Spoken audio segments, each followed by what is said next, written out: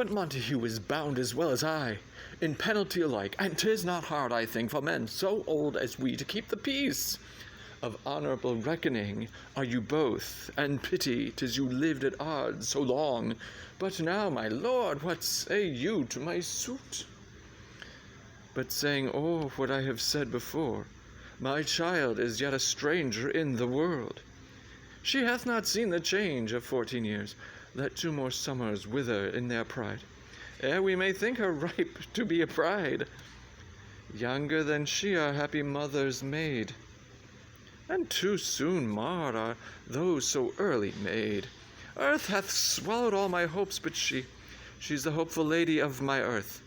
But woo her, gentle Paris, get her heart.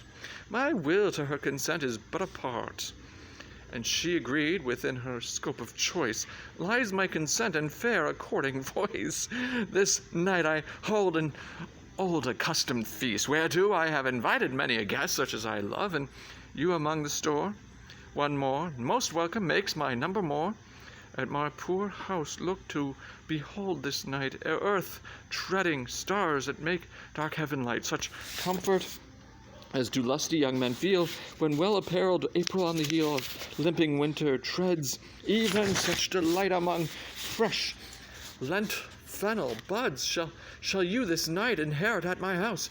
Here all see, and like her most, whose merit most shall be, which on more men view of many men at mine, being one, may stand in number, though in reckoning none. Come, go with me.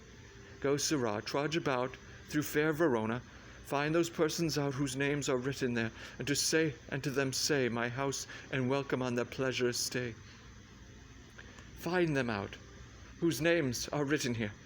It is written that the shoemaker should meddle with his yard, and the tailor with his last, the fisher with his pencil, and the painter with his nets. But I am sent to find those persons whose names are here writ, and can never find what names the writing person hath here writ.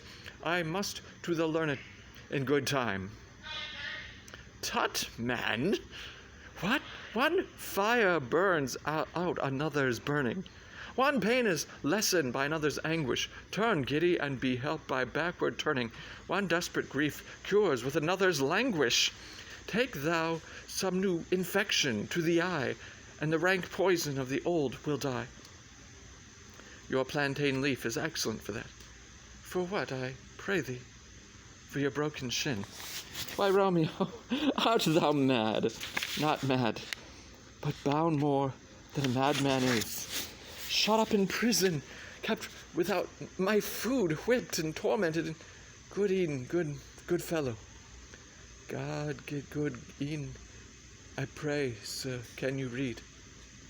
I mine own fortune in my misery. Perhaps you have learned it without book, but I pray, can you read anything you see? Aye, if I know the letters and the language. You say honestly, rest you merry. Stay, fellow, I can read.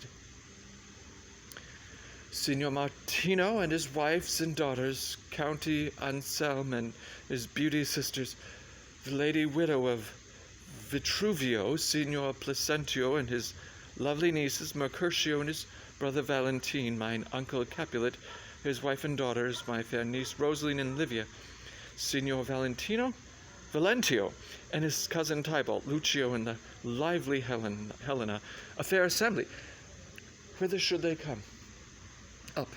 Whither to supper? To our house. Whose house? My master's. Indeed, I should have asked thee but that before. Now I'll tell you without asking, my master is the great rich Capulet, and if you be not of the house of Montagues, I pray, come and crush a cup of wine, rest you merry. At this same ancient feast of Capulet sups the fair Rosaline, whom thou so loves, with all the admired beauties of Verona. Go thither, and with unattainted eye compare her face with some that I shall show, and I will make thee think thy swan a crow. When the devout religion of mine eye maintains such falsehood, then turn tears to fire, and these who often drown could never die, transparent heretics, be burnt for liars. One fairer than my love, the all-seeing sun, ne'er saw her match since first the world begun. Tut, you saw her fair, none else, being by herself, poised with herself in either eye. But in that crystal scales let there be weighed your lady's love against some other maid, that I will show you shining at this feast, and she shall scant show well that now seems best. I go along no such sight to be shown, but to rejoice in splendor of mine own.